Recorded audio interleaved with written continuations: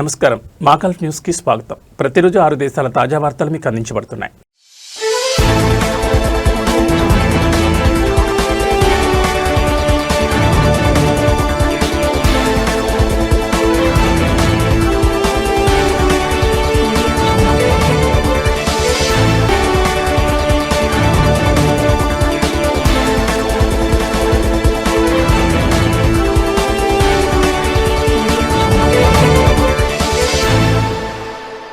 Saudi అరేబియాలో వినియోగదారులకు వాణిజ్య మంత్రిత్వ శాఖ శుభవార్త తెలిపింది. 3 నెలల పాటు కొనసాగే ప్రత్యేక డిస్కౌంట్ సీజన్ను ప్రకటించింది. ఈ ప్రత్యేక ఆఫర్ సీజన్ ఆగస్టు 1 నుంచి అక్టోబర్ 31 వరకు అమల్లో ఉంటుంది. ఈ సందర్భంగా వ్యాపార సంస్థలు, రిటైల్ దుకాణాలు, ఈ-కామర్స్ స్టోర్లు ప్రత్యేక తగ్గింపు ధరలతో ఉత్పత్తులను విక్రయించవచ్చు. ముఖ్యంగా ఈ 3 నెలల డిస్కౌంట్ కాలం వ్యాపార సంస్థలకు ఏడాదికి అనుమతించే సాధారణ డిస్కౌంట్ రోజుల కోటాలో లెక్కించబడిందని స్పష్టం చేసింది. వాణిజ్య మండళ్ల సమాఖ్యకు పంపిన సర్క్యులర్లో ఈ విషయాన్ని మంత్రిత్వ శాఖ వెల్లడించింది. వ్యాపారులు, ఈ-కామర్స్ సంస్థలు వాణిజ్య మంత్రిత్వ శాఖ అధికారిక వెబ్సైట్ ద్వారా ఆన్లైన్లో డిస్కౌంట్ లైసెన్స్కు దరఖాస్తు చేసుకోవచ్చని తెలిపింది. అనుమతి లభించిన తర్వాత లైసెన్స్ను డౌన్లోడ్ చేసి ప్రింట్ తీసుకుని వినియోగదారులకు కనిపించేలా ప్రదర్శించవచ్చని వివరించింది.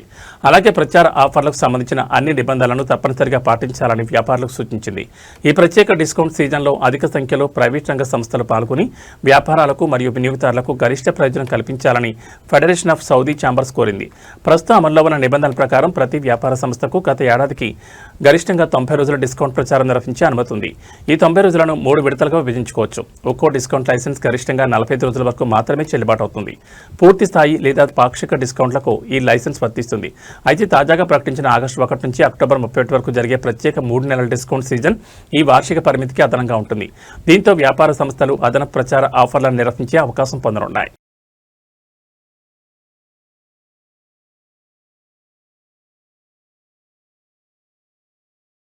ప్రపంచవ్యాప్తంగా ఆర్థిక అనిశ్చితులు కొనసాగుతున్నప్పటికీ 2025లో ఖతార్ విదేశీ ప్రత్యక్ష పెట్టుబడుల ఆకర్షణలో గణనీయమైన వృద్ధిని నమోదు చేసింది. ఐక్యరాజ్యసమితి వాణిజ్య మరియు అభివృద్ధి సంస్థ విడుదల చేసిన వరల్డ్ ఇన్వెస్ట్మెంట్ రిపోర్ట్ 2026లో ఈ విషయం వెల్లడైంది. నివేదిక ప్రకారం 2024లో $460 మిలియన్ ఉన్న ఖతార్లోకి వచ్చిన ఎఫ్డీఐ 2025లో దాదాపు $3 బిలియన్ పెరిగింది. ప్రపంచ పెట్టుబడి వాతావరణం సవాళ్లతో ఉన్నప్పటికీ అంతర్జాతీయ పెట్టుబడిదారులకు ఖతార్ ఆకర్షణీయ గమ్యస్థానంగా నిలిచిందని నివేదిక పేర్కొంది. ఈ వృద్ధి ఖతార్ నేషనల్ విజన్ 2030 మరియు 3వ జాతీయ అభివృద్ధి వ్యూహంలో భాగంగా చేపట్టిన ఆర్థిక వైవిధ్యీకరణ చర్యలకు అనుగుణంగా ఉంది. రసాయనాలు, ఇంధన రంగం, సమాచార సాంకేతికత వంటి కీలక రంగాల్లో భారీగా పెట్టుబడులొచ్చాయి. జ్ఞానాధారిత ఆర్థిక వ్యవస్థ నిర్మాణంలో ఇవి కీలక పాత్ర పోషిస్తున్నాయి. మొత్తం 373 ప్రాజెక్టుల ద్వారా $3.4 బిలియన్ పెట్టుబడులు నమోదయ్యాయి. ఇది 2024లోని 245 ప్రాజెక్టులతో పోలిస్తే 52% పెరుగుదల నమోదు చేసింది. ఈ పెట్టుబడి ద్వారా 15,000కు పైగా కొత్త ఉద్యోగాలు సృష్టించబడ్డాయి. ఖతార్లో అత్యధిక పెట్టుబడులు పెట్టిన దేశాల్లో యునైటెడ్ అరబ్ ఎమిరేట్స్ 73 ప్రాజెక్టుల ద్వారా $814 మిలియన్, అమెరికా 53 ప్రాజెక్టుల ద్వారా $587 మిలియన్, యునైటెడ్ కింగ్డమ్ 37 ప్రాజెక్టుల ద్వారా $222 మిలియన్ ఉంది. సౌదీ అరేబియా సహా జీసీసీ దేశాలు కూడా గణనీయమైన పెట్టుబడులు పెట్టడం ద్వారా ప్రాంతీయ విశ్వాసాన్ని చాటాయి. మొత్తం పెట్టుబడుల్లో సగానికి పైగా గ్రీన్ఫీల్డ్ ప్రాజెక్టులు కాగా దాదాపు సగం మధ్యస్థాయి నుంచి అత్యాధునిక సాంకేతిక రంగాలకు చెందినవిగా ఉండడం విశేషం. ఇది ఖతార్లో ఆవిష్కరణలకు ప్రాధాన్యం పెరుగుతున్నట్లు సూచిస్తోంది. యుఎన్సిటిఏడి నివేదిక ప్రకారం 2025లో ప్రపంచ ఎఫ్డీఐ 6% పెరిగి $1.6 ట్రిలియన్ చేరుకుంది. అయితే ఈ వృద్ధి ప్రధానంగా అభివృద్ధి చెందిన దేశాలు మరియు కృత్రిమ మేధస్సు ఆధారిత భారీ డిజిటల్ మౌలిక వస్తువుల ప్రాజెక్టులకే పరిమితమైంది. అభివృద్ధి చెందిన దేశాల్లో మాత్రం ఎఫ్డీఐ కేవలం 2% పెరిగి $901 బిలియన్ చేరుకుంది. ఆసియా, యూరప్, ఆఫ్రికాలను కలిపే వ్యూహాత్మక ప్రాంతంగా ఉన్న పశ్చిమాసియాలో పెట్టుబడుల ప్రవాహం సానుకూలంగా కొనసాగిందని నివేదిక తెలిపింది. ఈ ప్రాంతంలో ఖతార్ కీలక పాత్ర పోషించిందని పేర్కొంది. అయితే ప్రాంతీయ భౌగోళిక రాజకీయ ఉద్రిక్తతలు కొనసాగితే ఇంధనం, రవాణా, లాజిస్టిక్స్ రంగాల్లో భవిష్యత్ ప్రాజెక్టుల అమలుపై ప్రభావం పడే అవకాశం ఉందని యుఎన్సిటిఏడి హెచ్చరించింది. 2025 చివరి నాటికి ఖతార్లో ఉన్న మొత్తం విదేశీ ప్రత్యక్ష పెట్టుబడుల నిల్వలు $30.6 బిలియన్ చేరుకున్నాయి. అదే సమయంలో ఖతార్ సంస్థలు విదేశాల్లో చేసిన పెట్టుబడులు కూడా పెరిగి $3.3 బిలియన్ చేరుకోవడం ద్వారా ఖతార్ కంపెనీల అంతర్జాతీయ విస్తరణ మరింత బలపడుతున్నట్లు నివేదిక వెల్లడించింది.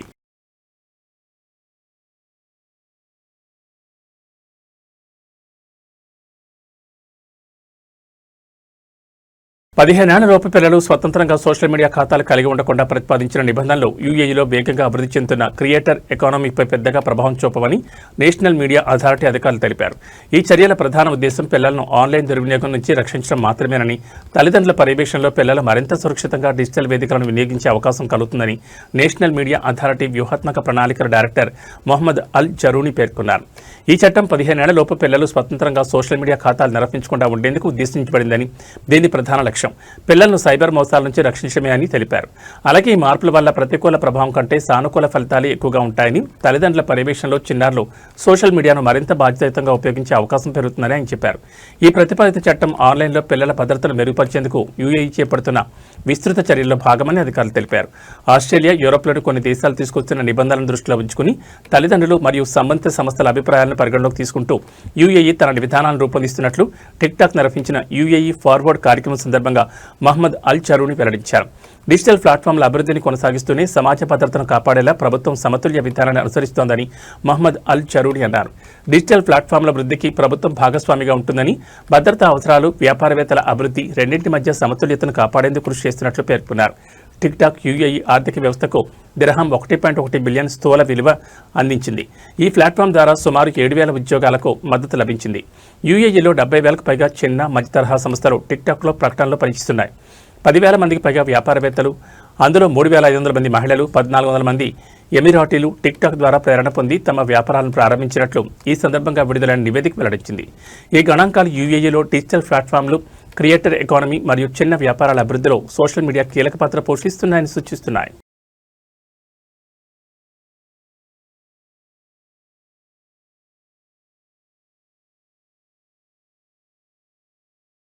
డొమెస్టిక్ వర్కర్ని బలవంతంగా పనిచేయించి ఆమె వేతనాలను స్వాధీనం చేసుకున్న కేసులో ఓ ఆసియా మహిళకు విధించిన 3 ఏళ్ల జైలు శిక్షతో పాటు బీడీ 2,000 జరిమానాను బహ్రెయిన్ కోర్ట్ ఆఫ్ కసేషన్ ఖరారు చేసింది.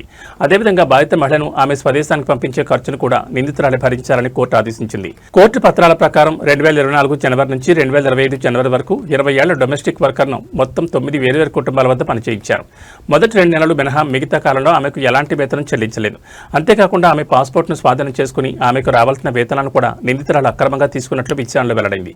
ఈ కేసుపై బహ్రెయిన్ అంతర్గత వ్యవహారాల మంత్రిత్వ శాఖ మరియు లేబర్ మార్కెట్ రెగ్యులేటరీ అథారిటీ సంయుక్తంగా దర్యాప్తు చేపట్టాయి.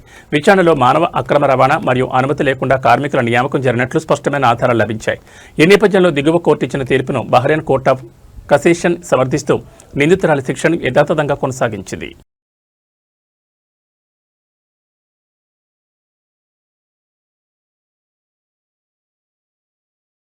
పిల్లలు చదువు, వినోదం, స్నేహితులతో సంభాషణ కోసం ఇంటర్నెట్ని ఎక్కువగా వినియోగిస్తున్న నేపథ్యంలో వారి ఆన్లైన్ భద్రతపై తల్లిదండ్రులు మరింత అప్రమత్తంగా ఉండాలని బహ్రెయిన్ అంతర్గత మంత్రిత్వ శాఖ సూచించింది.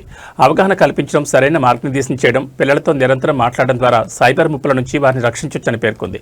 మంత్రిత్వ శాఖకు చెందిన child protection in cyber space unit కుటుంబాలు సురక్షితమైన డిజిటల్ వాతావరణాన్ని ఏర్పరచుకునేందుకు పలు సూచనలు విడుదల చేసింది. పిల్లలు ఆన్లైన్లో ఏం చేస్తున్నారో తల్లిదండ్రులు తెలుసుకోవడంతో పాటు వారి డిజిటల్ అనుభవాలపై తరచూ చర్చించాలని సూచించింది. పిల్లలు ఉపయోగించే మొబైల్ ఫోన్లు, యాప్లు, సోషల్ మీడియా ఖాతాల్లో ప్రైవసీ సెట్టింగ్లు తప్పనిసరిగా అమలు చేయాలని, అలాగే వయసుకు తగిన కంటెంట్ మాత్రమే అందుబాటులో ఉండేలా పేరెంటల్ కంట్రోల్ సదుపాయాలను వినియోగించాలని సూచించింది. బలమైన పాస్వర్డ్ల ఏర్పాటు, వాటిని ఇతరులతో పంచుకోకూడదని పిల్లలకు నేర్పించాలని తెలిపింది. తెలియని వ్యక్తులతో చాట్ చేయడం, అపరిచితుల నుంచి వచ్చే ఫ్రెండ్ రిక్వెస్ట్లను అంగీకరించడం వల్ల కలిగే ప్రమాదాలపై కూడా అవగాహన కల్పించాలని పేర్కొంది. పిల్లల ఆన్లైన్ అనుభవాల గురించి తరచూ మాట్లాడడం, వారి సందేహాలు, సమస్యలను శ్రద్ధగా వినడం, ఏదైనా అనుమానాస్పద విషయం ఎదురైతే భయపడకుండా చెప్పేలా వారికి ధైర్యం కల్పించాలని సూచించింది. అలాగే స్క్రీన్ టైంకు పరిమితులు విధించి డిజిటల్ వినియోగం, విశ్రాంతి, రోజువారీ కార్యకలాపాల మధ్య బ్యాలెన్స్ ఉండేలా చూడాలని పేర్కొంది. పిల్లలు ఉపయోగించే యాప్లు, గేమ్స్, వెబ్సైట్ల గురించి తల్లిదండ్రులు తెలుసుకుని వాటిలో ఉండే ప్రమాదాలను గుర్తించాలని సూచించింది. అనుమానాస్పద లింకులపై క్లిక్ చేయకూడదని, తెలియని ఫైళ్లు డౌన్లోడ్ చేయకూడదని పిల్లలకు సూచించాలని తెలిపింది. అలాంటి చర్యల వల్ల మాల్వేర్, మోసాలు, హానికరమైన కంటెంట్ బారిన పడే ప్రమాదం ఉందని హెచ్చరించింది. సురక్షితమైన డిజిటల్ వాతావరణం ఏర్పడాలంటే తల్లిదండ్రులు, పిల్లలు, ప్రభుత్వ సంస్థలు కలిసి పనిచేయాలని, సైబర్ ముప్పులను ఎదుర్కోవడంలో అవగాహనే తొలి రక్షణ అని మంత్రిత్వ శాఖ స్పష్టం చేసింది. ఇదిలా ఉండగా పిల్లల్లో సైబర్ భద్రతపై అవగాహన పెంచేందుకు టుగెదర్ డిజిటల్ సమ్మర్ ప్రోగ్రాం ద్వారా ప్రముఖ గేమింగ్ వేదిక రోబ్లాక్స్లో ఇంటరాక్టివ్ లైసెన్స్ రూపంలో సైబర్ సెక్యూరిటీ, బాధ్యతాయుతమైన డిజిటల్ ప్రవర్తనపై శిక్షణ కూడా అందిస్తోంది.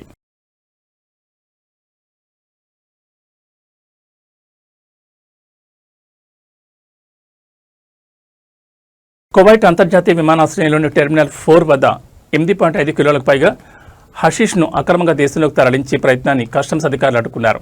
కస్టమ్స్ జనరల్ అడ్మినిస్ట్రేషన్ వెల్లడించిన వివరాల ప్రకారం ఇథియోపియాలోని అడిస్ అబాబా నుంచి వచ్చిన బెనిన్కు చెందిన ఓ ప్రయాణికుడి లగేజ్పై అనుమానం రావడంతో అధికారులు క్షుణ్ణంగా తనిఖీ చేశారు. తనిఖీలో 2 సూట్ కేసుల్లో మొత్తం 8.547 కిలోల హషీష్ దాచినట్లు గుర్తించారు.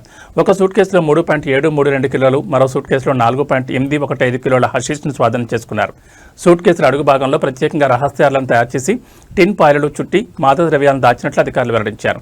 ఈ తనిఖీలను customs, port affairs, customs research and investigation విభాగం డిప్యూటీ హెడ్ పర్యవేక్షణలో నిర్వహించారు. ఘటన అనంతరం అధికారిక కేసు నమోదు చేసి నిందితుడితో పాటు స్వాధీనం చేసుకున్న మాదక ద్రవ్యాలను తదుపరి విచారణ కోసం general administration for drug and alcohol కంట్రోల్కు అప్పగించారు. కువైట్లోకి మాదక ద్రవ్యాల అక్రమ రవాణాను అడ్డుకునేందుకు అన్ని ప్రవేశ ద్వారాల వద్ద తనిఖీలను మరింత కట్టుదిట్టం చేస్తున్నామని కస్టమ్స్ జనరల్ అడ్మినిస్ట్రేషన్ తెలిపింది. అక్రమ రవాణా ప్రయత్నాలను సమర్థంగా ఎదుర్కొనేందుకు సిబ్బంది సామర్థ్యంతో పాటు సాంకేతిక వనరులను కూడా నిరంతరం బలోపేతం చేస్తున్నట్లు పేర్కొంది.